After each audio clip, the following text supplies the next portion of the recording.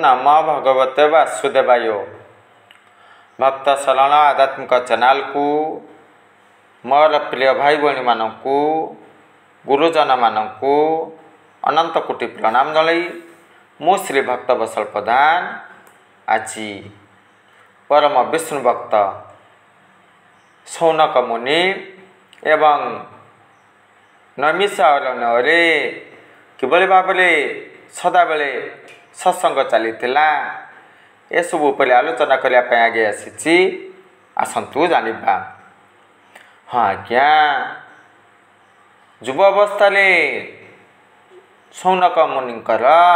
वैराग्य भाव जात है मु ईश्वर मार्गे भी मु संसार करी नहीं कौन कले युव अवस्था निजर गृह को त्याग कले साधु संग करी साधु दर्शन करी साधु सेवा करी यही लक्ष्य धरी प्रयाग निकट उपस्थिति जाहिर कले। भरद्वाजंकर आश्रम रही से भरद्वाज मुनि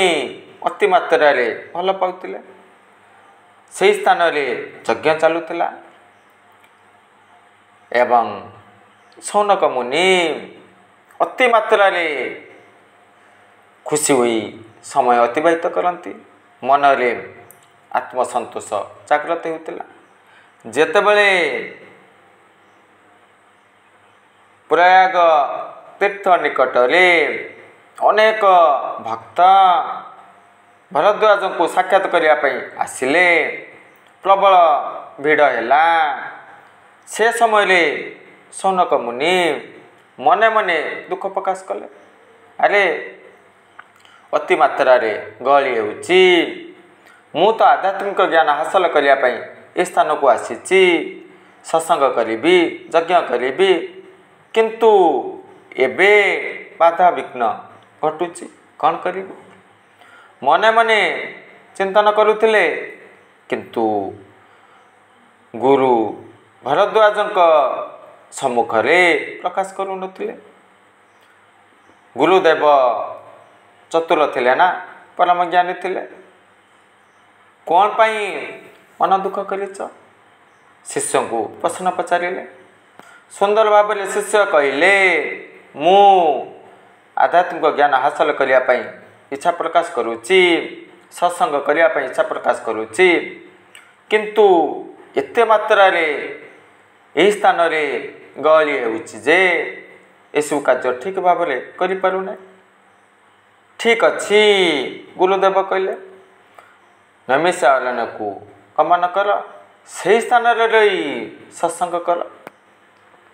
आत्मसंतोष हासिल कर से शौनक मुनि तांकर 4-5 जन मित्र थिले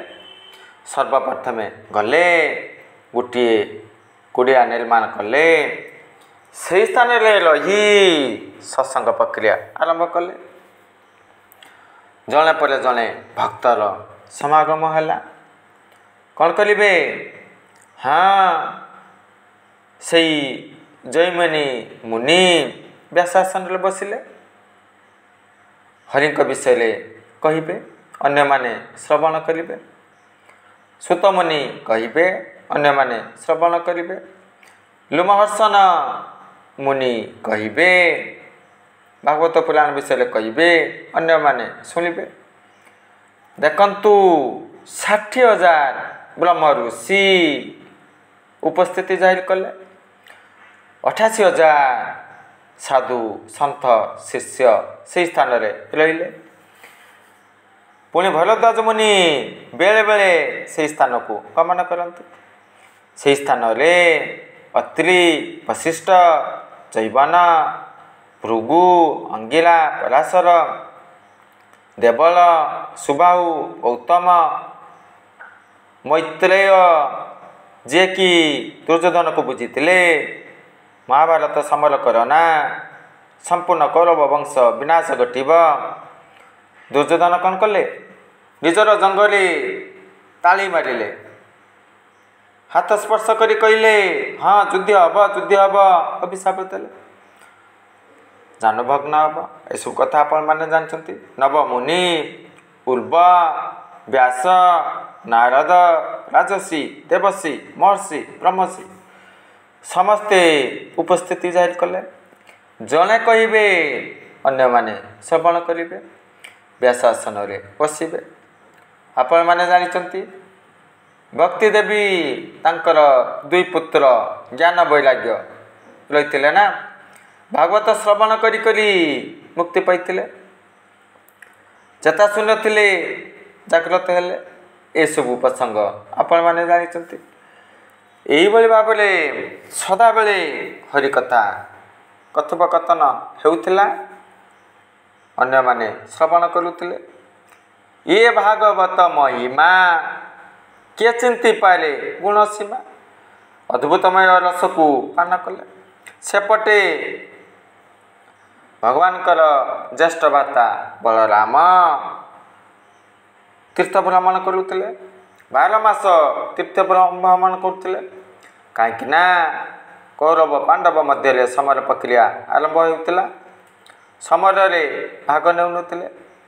उभय तो मित्र ना कौन पाई भाग नेबी तीर्थ भ्रमण करुले पुणी लुमहर्षण व्यासंकर शिष्य थिले पुराण विषय यथेष्ट ज्ञान थिला से व्यासासन बसी उच्च आसन बसी बलराम से स्थान गमन करुले स्वागतम कर प्रणाम कर असमान करते क्रोधान्वित हुई कुश मध्यम आघात करते मृत्युवरण होता से मुनि ऋषि बलराम को प्रार्थना कले आपण ये कौन कले ब्रह्म हत्या कले या ठीक नथिला बलराम कौन कले ठीक अच्छी समस्यार समाधान करवा तांकर पुत्र को व्यासासन बसैले शक्ति संचार कले ज्ञान प्रदान कले पुणी से पुत्र व्यासासन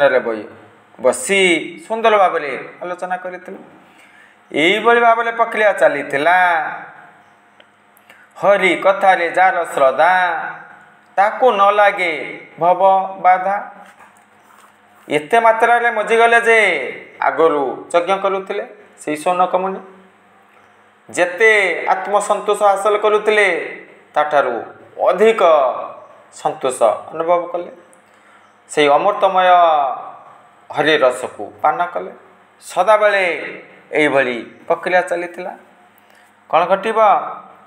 हाँ महाभारत समर प्रक्रिया परिसमाप्ति घटिला पुणी धर्मराज युधिष्ठिर धरापृष्ठरू विदाय नेले शमीक मुनिंकर पुत्र श्रृंगी परीक्षित महाराज को अभिशाप देले आज 7 दिन भितरे सर्पदंशन मृत्युवरण कर जहाँफल कौन कले परीक्षित महाराज सर्पदंशन मुक्ति पाइबे मुनि ऋषि चिंतन कले शेष से स्थान व्यास आसन सुखमुनि बसिले परीक्षित श्रवण कले तापर कौन घटब तक्षक दंशन प्रक्रिया आरंभ है अनेक मुनि ऋषि से स्थान रही ना परीक्षित महाराज